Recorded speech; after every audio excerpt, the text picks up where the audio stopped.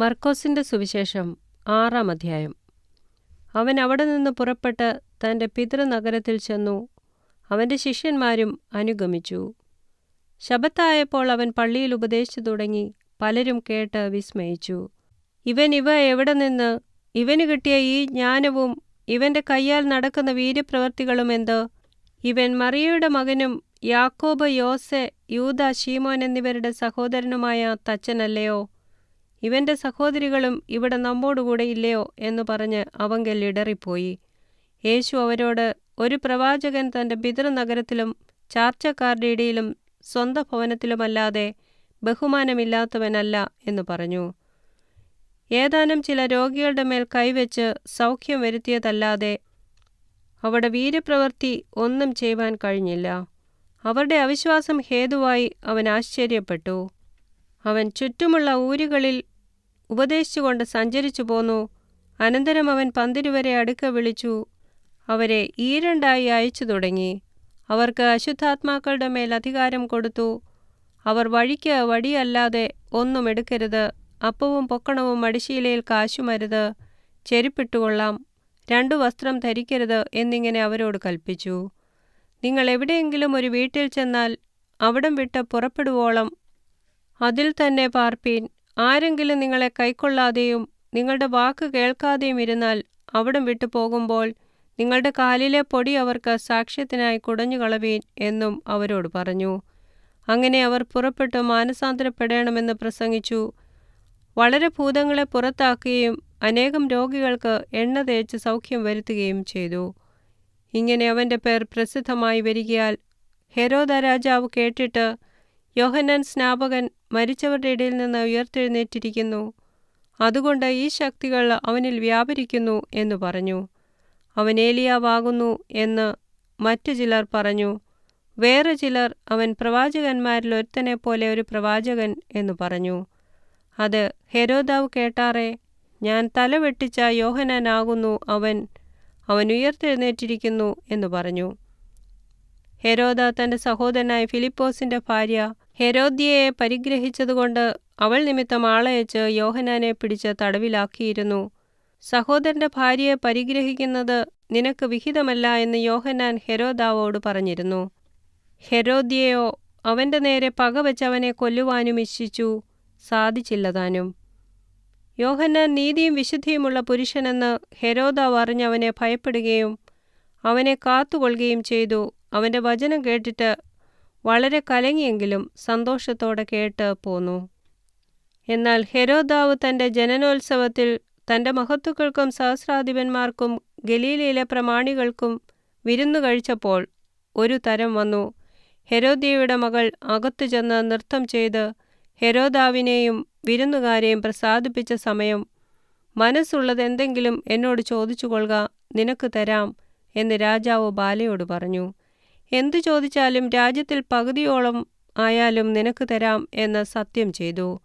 അവൾ പുറത്തിറങ്ങി അമ്മയോട്, ഞാൻ എന്തു ചോദിക്കണം എന്ന് ചോദിച്ചതിന്, യോഹന്നാൻ സ്നാപകൻ്റെ തല എന്നവൾ പറഞ്ഞു. ഉടനെ അവൾ ബന്ധപ്പെട്ട് രാജാവിൻ്റെ അടുക്കൽ ചെന്ന്, ഇപ്പോൾ തന്നെ യോഹന്നാൻ സ്നാപകൻ്റെ തല ഒരു തളികയിൽ തരേണം എന്ന് പറഞ്ഞു. രാജാവ് അതിദുഃഖിതനായി, എങ്കിലും ആണയെയും വിരുന്നുകാരെയും വിചാരിച്ച് അവളോട് നിഷേധിപ്പാൻ മനസ്സില്ലാഞ്ഞു. ഉടനെ രാജാവ് ഒരകമ്പടിയെ അയച്ച് അവൻ്റെ തല കൊണ്ടുവരുവാൻ കൽപ്പിച്ചു. അവൻ പോയി തടവിൽ അവനെ ശിരച്ഛേദം ചെയ്തു. അവൻ്റെ തല ഒരു തളികയിൽ കൊണ്ടുവന്നു ബാലയ്ക്ക് കൊടുത്തു. ബാല അമ്മയ്ക്ക് കൊടുത്തു. അവൻ്റെ ശിഷ്യന്മാർ അത് കേട്ടിട്ട് വന്ന് അവൻ്റെ ശവമെടുത്ത് ഒരു കല്ലറയിൽ വെച്ചു. പിന്നെ അപ്പോസ്തലന്മാർ യേശുവിൻ്റെ അടുക്കൽ വന്നുകൂടി തങ്ങൾ ചെയ്തതും ഉപദേശിച്ചതുമെല്ലാം അറിയിച്ചു. വരുന്നവരും പോകുന്നവരും വളരെ ആയിരുന്നതിനാൽ അവർക്ക് ഭക്ഷിപ്പാൻ പോലും സമയമില്ലായ്ക കൊണ്ട് അവൻ അവരോട്, നിങ്ങളൊരു ഏകാന്ത സ്ഥലത്ത് വേറിട്ട് വന്ന് അല്പം ആശ്വസിച്ചു കൊള്ളുവീനെന്ന് പറഞ്ഞു. അങ്ങനെ അവർ പടകിൽ കയറി ഒരേകാന്ത സ്ഥലത്ത് വേറിട്ട് പോയി. അവർ പോകുന്നത് പലരും കണ്ട് അറിഞ്ഞ് എല്ലാ പട്ടണങ്ങളിൽ നിന്നും കാൽനടയായി അവിടേക്ക് ഓടി. അവർക്ക് മുമ്പേ എത്തി. അവൻ പടകിൽ നിന്നിറങ്ങിയാറെ വലിയ പുരുഷാരത്തെ കണ്ടു. അവർ ഇടയനില്ലാത്ത ആടുകളെ പോലെ ആകൊണ്ട് അവരിൽ മനസ്സലിഞ്ഞ് പലതും ഉപദേശിച്ചു തുടങ്ങി. പിന്നെ നേരം നന്നേ വൈകിട്ട് ശിഷ്യന്മാർ അവൻ്റെ അടുക്കൽ വന്നു. ഇത് നിർജ്ജന പ്രദേശമല്ലോ.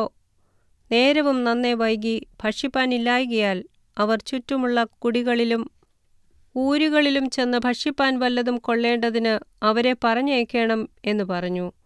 അവൻ അവരോട്, നിങ്ങൾ അവർക്ക് ഭക്ഷിപ്പാൻ കൊടുപ്പീൻ എന്ന് കൽപ്പിച്ചതിന് ഞങ്ങൾ പോയി 200 വെള്ളിക്കാശിന് അപ്പം കൊണ്ടിട്ട് അവർക്ക് തിന്മാൻ കൊടുക്കയോ എന്ന് അവനോട് പറഞ്ഞു. അവൻ അവരോട്, നിങ്ങൾക്ക് എത്ര അപ്പമുണ്ട്, ചെന്ന് നോക്കുവീൻ എന്ന് പറഞ്ഞു. അവർ നോക്കിയിട്ട് 5 2 മീനുമുണ്ട് എന്ന് പറഞ്ഞു. പിന്നെ അവൻ അവരോട് എല്ലാവരെയും പച്ചപ്പുല്ലിൽ പന്തിയായി ഇരുത്തുവാൻ കൽപ്പിച്ചു. അവർ 100 50 വീതം നിരനിരയായിരുന്നു. അവൻ ആ 5 അപ്പവും 2 മീനും എടുത്ത് സ്വർഗത്തേക്ക് നോക്കി വാഴ്ത്തി അപ്പം നുറുക്കി അവർക്ക് വിളമ്പുവാൻ തൻ്റെ ശിഷ്യന്മാർക്ക് കൊടുത്തു. ആ 2 മീനും എല്ലാവർക്കും വിഭാഗിച്ചു കൊടുത്തു. എല്ലാവരും തിന്ന് തൃപ്തരായി.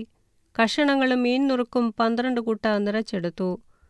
അപ്പം തിന്നവരോ 5000 പുരുഷന്മാരായിരുന്നു.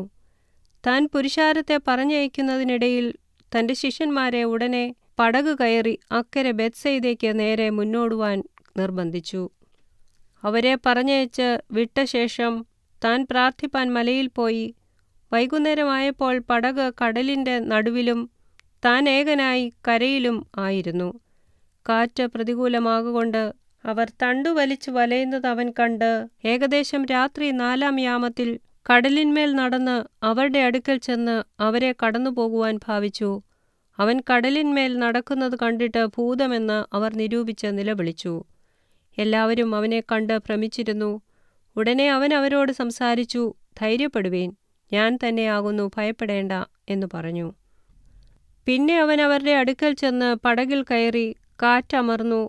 അവർ ഉള്ളിൽ അത്യന്തം ഭ്രമിച്ച് ആശ്ചര്യപ്പെട്ടു. അവരുടെ ഹൃദയം കടുത്തിരുന്നതുകൊണ്ട് അപ്പത്തിൻ്റെ സംഗതി അവർ ഗ്രഹിച്ചില്ല. അവർ അക്കരെ എത്തി ഗെനസരേത്ത് ദേശത്തണഞ്ഞു. അവർ പടകിൽ നിന്ന് ഇറങ്ങിയ ഉടനെ ജനങ്ങൾ അവനെ അറിഞ്ഞു. ആ നാട്ടിലൊക്കെയും ചുറ്റി ഓടി. അവനുണ്ട് എന്ന് കേൾക്കുന്ന ഇടത്തേക്ക് ദീനക്കാരെ കിടക്കയിലെടുത്തും കൊണ്ട് വന്നു തുടങ്ങി. ഊരുകളിലോ പട്ടണങ്ങളിലോ കുടികളിലോ അവൻ ചെന്നിടത്തൊക്കെയും അവർ ചന്തകളിൽ രോഗികളെ കൊണ്ടുവന്നു വെച്ചു. അവൻ്റെ വസ്ത്രത്തിൻ്റെ തൊങ്ങലെങ്കിലും തൊടേണ്ടതിന് അപേക്ഷിക്കുകയും അവനെ തൊട്ടവർക്കൊക്കെയും സൗഖ്യം വരികയും ചെയ്തു.